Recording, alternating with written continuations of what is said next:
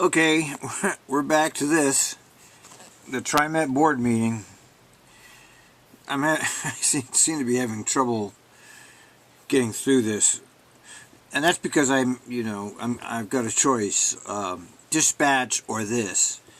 And when it comes to pure entertainment, I'll take dispatch any day. So I spend all my time on that, my free time. That I've got nothing to do. I like to listen to the radio calls, and this just doesn't compare for the excitement. This is just boring, basically. So we're back to Jarrett here. I don't know what the hell he's even doing here, if you want to know the truth. Maybe they just needed to figure out some way to get him a check, so this is what they did. Well, 15 years or so since Trimet came out with this one. And the messages have always been, if you're in a hurry, if you're somebody who can't wait for the bus, this is the network for you. And as you put this network out there, people will start to respond to that. The other thing that happens, of course, is that people start to make location decisions in response to frequent service being nearby. And over time, your transit service comes to be lined with people who appreciate it. What could be better in terms of a long-term good structure? Remember, too, that I'm not just, when I talk about that, I'm not just talking about development, I'm also talking about the normal churn of relocation within the existing built form, which is a lot of what you can start to get as you continue to promote the frequent network. Frequent networks can have huge roles in land use planning. Metro Vancouver in Canada had adopted a goal a while back that said over half of all population and jobs will be on the frequent network. This can be a really powerful sort of regional goal-setting tool. One of the interesting things that happened is that they achieved this goal faster than they had expected. And of course, they achieved it not just by expanding the frequent network, but also by growing on the frequent network, by more people moving to the frequent network. That's how you get to this kind of outcome. Yes? I have a question for you. He's got quite an inhale there. Woo! I recall hearing that in terms of residential and business development around transit lines, they are more likely to develop around light rail or, track-related transit as opposed to bus, because bus routes can change. Is that actually true? If you're talking about what the market is currently doing, The market. I think that has been true. Obviously now, we're lining Southeast Division Street with 3-story buildings, so somebody out there understands the value of just being on a good frequent bus. But here's what I would say about that. The market is an expression of what people currently think. We currently live in a society where most relatively fortunate people who are high-end real estate buyers aren't themselves transit users, may not understand transit that well, Yeah. and therefore need a rather loud signal about this is special transit, this is great transit. And rail has been that signal, the way of breaking through the noise. As It's you a just- little louder. Right. I just said that earlier on Twitter. White privileged transit. People that won't use transit because they think it's beneath them. That's a lot of the rail. Of course, totally against that kind of thinking, but, average citizens don't get to impact any of this. Only the elites get to make the decisions. Right. And so it gets attention. And the notion that rail is associated with permanence does feel right. Because, they're putting out rails, they're not going to change. The notion that rail is associated with permanence is actually false. But it feels right. Well, that's interesting. And that feeling is very powerful in the market. It should be perfectly obvious to us that we used to have rails in the street all over the industrial district of inner Northwest Portland, and we ripped them all out to build the Boyle district. We all know we had a whole bunch of tram systems in the early 20th century which were ripped out. So the rail wasn't permanent, was it? That's actually not, and what's being missed there, and it's a very common mistake that people coming from built environment professions will make, like architects and developers, is that for them, costs are mostly capital costs. So they think about building something like a road or a building, and then it's there, and then it's permanent.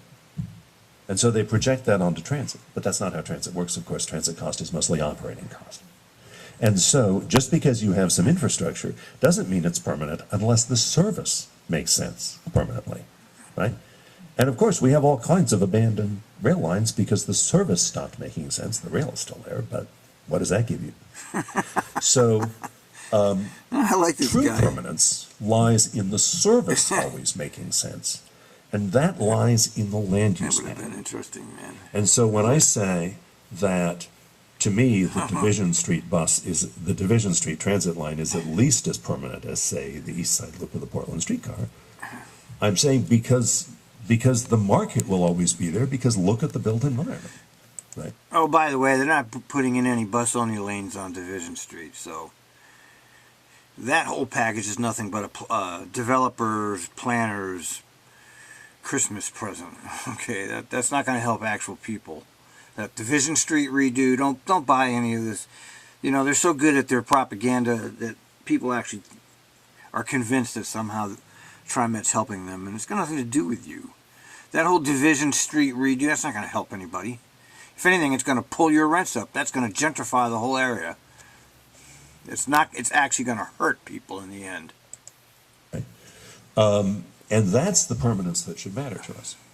Now, over time, I think that this awareness is starting to percolate through the built environment professions, and that's going to cause a more sophisticated view. In fact, I'm watching key urbanist leaders like Brent Todderan or Jeff Speck picking up this line and starting to talk more about buses and about Do we frequent see this, buses. or am So I I think repeating? that, that's sort of a generational process of change in terms of how much do you really need rail as opposed to just frequent bus. Because remember, from the standpoint of that diagram of freedom, the Portland streetcar isn't giving you anything that a bus doing that would not be giving you. Absolutely. It's not any faster. No. Right? Than a bus would be. In fact, you can argue it's a little slower because Yes. it gets stuck in situations that a bus would be able to go around. Well, that's the point. A bus could have done that, but they didn't use a bus. They wanted millions of dollars of capital projects for the fancy streetcar, which I call white privilege transit. So it's a very helpful perspective when you're thinking about those kinds of rail-based claims. And not to take a view on them, it's just that when we're doing something like that for a purely real estate purpose, freedom is not what we're doing. We're doing something else. Right. We're appealing to a market, and a market is, of course, a set of attitudes and feelings, some of which may not actually be very durable because, some of them are feelings based on certain people's experience, and people's experience is going to change as transit gets better. Now, that's very controversial. Anyone want to push back on that? Ah, little devil, you. You don't want to take him So on. as I've been going around promoting frequent network brands, and I've helped to introduce them in a lot of cities around the world, the slogans I tend to use are turn up and go. In other words, it's going to be there whenever you're going. A network Right. for people in a hurry, or Yeah. if you like alliteration, frequency is freedom. Alliteration. And a lot of cities have followed Trimet's There's leads, been- including overseas What to do a you mean, degree, follow Trimet? in Trimet? developing ways of presenting this. Again, few have gone as far as Metro Vancouver in embedding the frequent network in the whole structure, not just of regional transportation planning, but of regional land use planning. An important talking point about frequency in places that are concerned about affordability is that the frequent bus has a particular cool space in the ecosystem, which is that it's useful enough to be liberating, and yet you can make it abundant enough that it can't possibly gentrify everywhere. Right? A cool thing about having just really good bus service on 122nd Avenue, or others TV Highway, or lots of other streets like that all over the region, is that there has to be enough of it that places on that network can always be, well, at least by the region standards, relatively affordable. Because so the frequent network and expanding the frequent network becomes a tool to fight what we've otherwise experienced as the suburbanization of poverty, where low-income people end up having to live in places that are hard to get to, because being hard to get to makes the units cheaper. But then they just have a different burden on their lives, which is that they can't get places and therefore can't do things and therefore have less access to opportunity. So Bravo for the 122nd Avenue bus line, bravo to TriMet for having extended full frequency all the way out in Division and Powell to Gresham, bravo for lines like TV Highway. Look for more of those where you can get to relatively affordable They don't have enough service on 57. I know that for sure because I happen to keep track of that particular line. It says frequent. That's not 15-minute service is not frequent. I don't care what he says or anybody else. 8 minutes or less is frequent. 15 is not frequent for the simple fact if one drops out, that's a half-hour wait, and the bus will be too crowded to even get on. So he's wrong. Sorry, Jared. places with an extremely straight, efficient, frequent route, and thereby create more places where lower income people, again, it's a choice, where lower income people can choose to live if they value transit. Even they are making choices. Yeah, even the poor, So the other thing that happens, of course, with even the poor low affordability is income that people. it helps build, frequent service helps build apartments with less parking. And parking is a key reason that apartments are so expensive and that the yields are so low. The reason that we're not able to deliver more parking apartments on a site is because of the cost of the parking. Portland has been a leader in bringing parking requirements down. Some of those policies are specifically tied to the frequent network. You should be encouraging the suburban cities to be thinking in the same way about the relationship between frequent network and how much parking an apartment building really needs, because that's a huge part of affordability. Jared, just an anecdote on that, the board may not be aware of, but that works both ways now because of the city's requirement that that certain housing densities need to be along a frequent service. There he is. Right. We have developers coming to us saying, please increase the frequency of your bus line so I can develop this property. That's excellent. So it's really changed the He doesn't look dynamic so hot lately, does he? of the market, I believe. That's And excellent. putting a little bit more pressure on us, which is just fine, frankly. Comments, sir? Another factor of frequent service is that if you have a stop every block, it doesn't matter how frequent it is, it's not very efficient. And so I think that's something that we're dealing with, is the number of stops that we have and how to space the service. You know, I can't tell you how much it annoys me that these are the people that hold the future of transit riders and transit employees in their hands. Oh my God, it's so disgraceful that our system is set up like this. Right. In a Sure. way that makes it not only frequent, but expedient.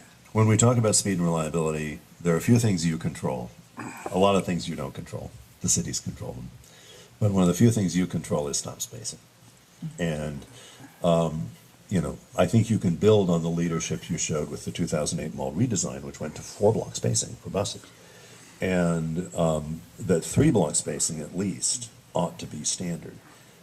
If you go to Europe, you'll encounter a standard bus stop spacing of 600 meters, which corresponds to 4 or 5 Portland blocks. Mm-hmm. So, and you know who's against that? People with mobility limitations, seniors, who are always going to be kind of alone in your constituency in their aversion to walking. Most other people are willing to walk further for better service. That's one of those great political problems that you get to deal with. The fact that how seniors react to this is so different from how everyone else reacts. So I'm not going to spend too much time on this, but just the way frequent networks can change so many of the perceptions about buses. People see buses as confusing. A frequent network is simple. People see buses as easy to change, impermanent, but the frequent network is exactly what is tending toward permanence. I tell people, I tell real estate people, if you want to know whether a bus route is permanent, look at its productivity, because the better it is doing, the more permanent it is. Nobody is going to cut the Hawthorne or Division bus routes because they are doing so well. And you can understand why they're doing so well by looking at the land use pattern, which is the permanent thing that matters. Yeah.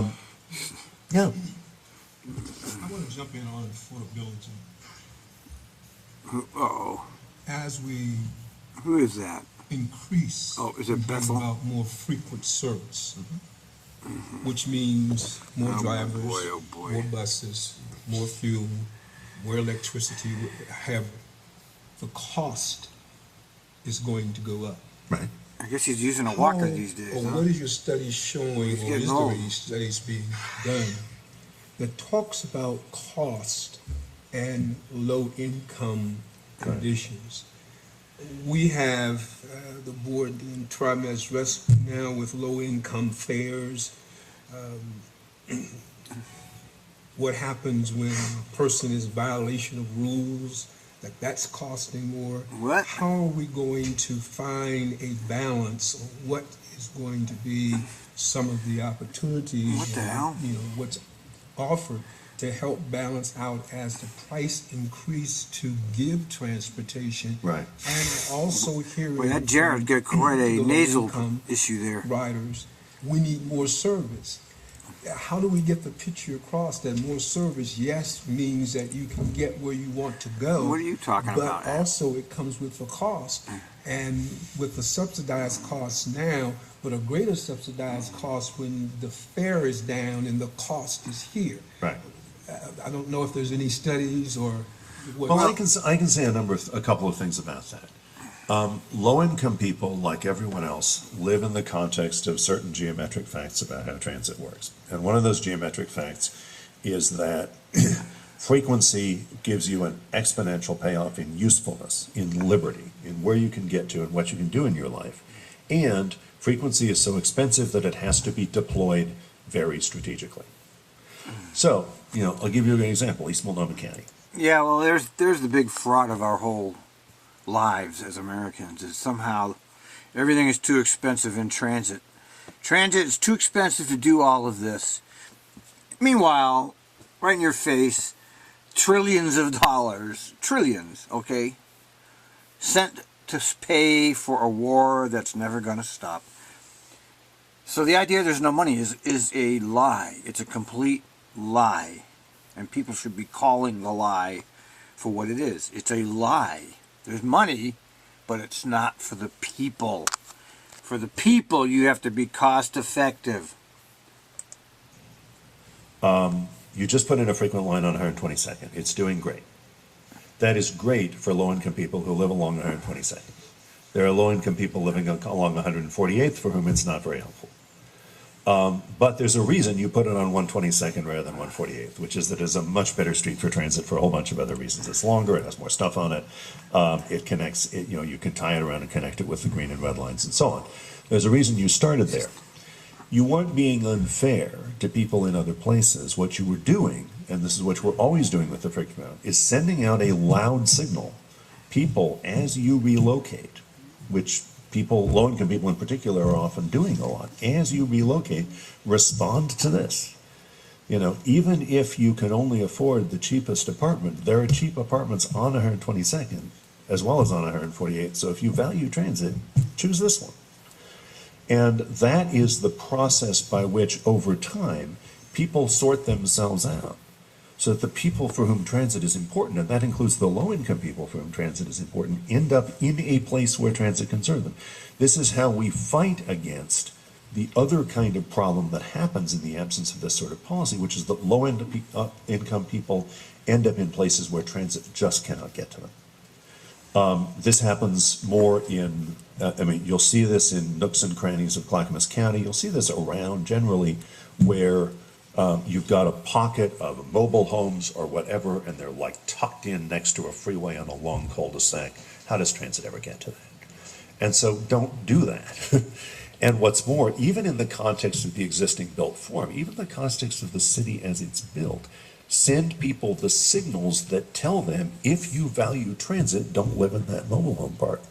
If you don't, if you have your motorcycle or your car and that's really important to you, then fine, live there. I think what I heard Dr. Bethel talking about was we currently have a significant subsidy for low income. The fare subsidy, yeah. Right, tremendous. And so What? if we increase the frequency of service, What do you mean a which tremendous increases sub- our cost, Right. are we going to have to increase our fare subsidy program? Because somebody has to bear the cost. Your fare subsidy, the cost of your fare subsidy program is, of course, going to go up as more low-income people get on the bus and use it, right? So, yes, that's going to happen, but that's also kind of the point, isn't it? You know, so that's what you get into with those kinds of subsidy programs. King County Metro was very careful about turning the dial on its subsidy program to the point that they believed that this was actually the net sweet spot for ridership without, you know. King County Metro was pretty careful about that, and that's something you can look at in the future. Yeah, that's a tricky issue. Boy, okay, this just goes on and on and on. I can only do these in 15, 20-minute segments. Boy, I'll come back to this another day.